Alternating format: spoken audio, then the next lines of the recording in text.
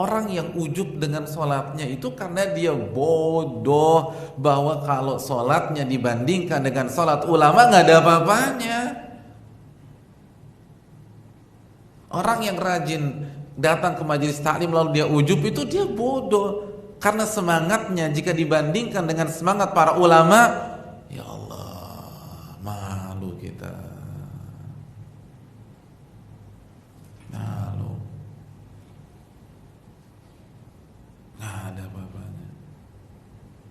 Murid-murid Ali bin Madini, murid-murid Ali bin Madini itu kalau datang ke pengajian Kamis sore, kajiannya jam berapa? Jam 8 pagi Jumat esoknya. Saking semangatnya tuh nginep.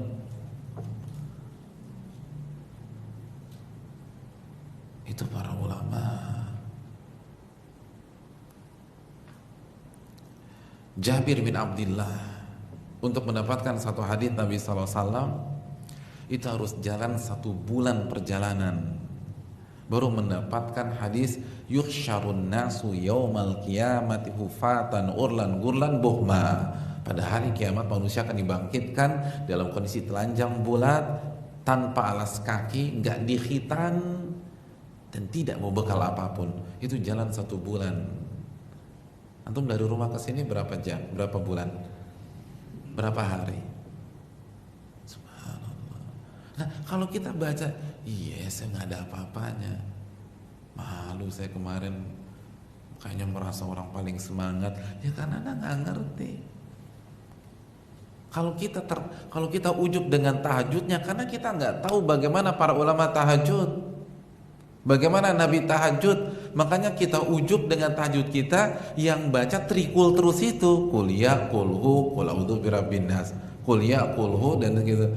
Hadirin sekalian, Tamim Ad-Dari ketika menjadi imam tarawih dari ba'da isya sampai menjelang subuh. Anda harus baca. Begitu kita tahu, iya kita nggak ada apa-apanya nih. Orang yang ujub dengan sedekahnya karena nggak pernah tahu bagaimana para ulama dan para sahabat bersedekah. Jadi seakan-akan orang paling pemurah, pengasih, paling care, paling sosial. Anda baru saja mabuk dengan kebodohan Anda. Coba Anda lihat Umar, setengah hartanya dia sumbangkan di jalan Allah, setengah. Hadirin, para sahabat itu banyak yang bersedekah bukan dengan nominal tapi dengan persentase, dan itu lebih mengerikan. Kalau antum melihat orang sedekah 2M, jangan kagum dulu, lihat hartanya ada berapa. Kalau hartanya ada 100M, itu cuma 2%, nggak ada apa-apanya. Umar 50%. Ada orang berani kasih 50%, orang kaya ya, orang kaya. Kalau orang miskin mungkin banyak. Dia punya duit 5.000, ngelihat nenek-nenek kausan kasih aja 2.500. Itu berapa persen? 50. Tapi kalau antum punya rumah 4 di Menteng, berani antum kasih 2? Enggak. Padahal punya 4 rumah di Menteng, nggak mungkin itu semua kekayaannya. Kalau dia kasih 2, saya jamin itu bukan 50% dari kekayaannya. Karena itu baru rumahnya di Menteng, belum mansionnya di tempat lain, baru vilanya di Puncak atau apartemennya mungkin di Senopati. Itu aja nggak berani. Tapi Umar kasih 50% hartanya. Itu Umar. Kita belum bicara Abu Bakar. Semua hartanya dikasih untuk Allah dan Rasulnya. Kalau Anda masih berani ujub ketika tahu fakta-fakta demikian,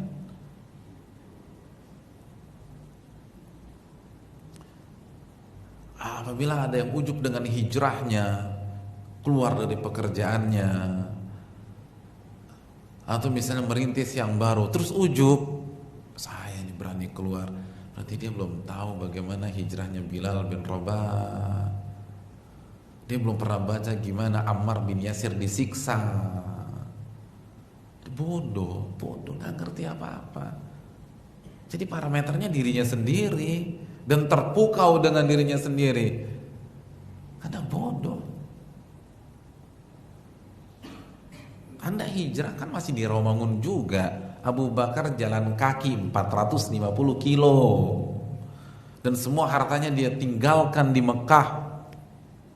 Itu baru hijrah. Pernah jalan kaki 450 kilo? Subhanallah. Jakarta mana? Jakarta Semarang mungkin. Jalan kaki. Ketika melihat itu, iya saya nggak ada apa-apanya. Saya keluar dari pekerjaan masih punya ini, punya itu. Abu Bakar tinggalkan semuanya, baju aja yang ditanya. Gak ada apa-apanya. Benar kata para orang yang ujub tuh karena bodohnya minta ampun. Makanya bukan hanya bodoh, mereka menggunakan istilah al-jahlul mahab. Bodoh tulen setulen-tulennya. Komplit udah. Kalau kita masih ujub dengan diri kita.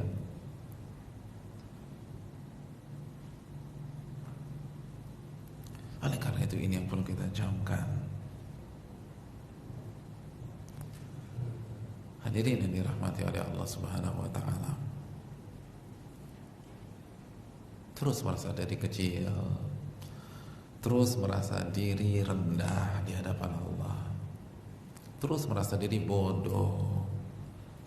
Karena begitu penyakit ini berkembang, habis kita nggak akan taat kepada Allah. Lalu berikutnya kita akan remehkan manusia secara terang-terangan atau secara terselubung.